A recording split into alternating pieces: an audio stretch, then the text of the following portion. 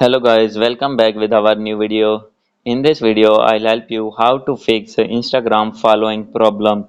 So guys, when you want to follow anyone on Instagram and facing this type of issue, then I'll help you how to fix this problem. So guys, you can easily fix this problem. So guys, this problem is occurred when you are following many people at a time on Instagram account.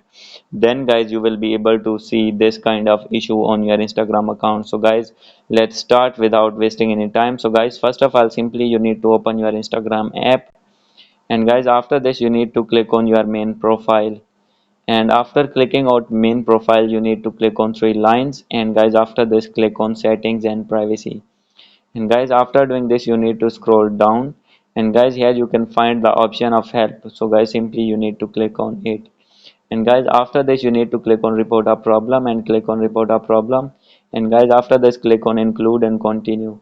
And guys, here you need to write your problem and upload screenshot of your problem. So guys, I am writing my problem. So here you can see this is my problem that I am facing the problem. We limit how often you can do certain things on Instagram.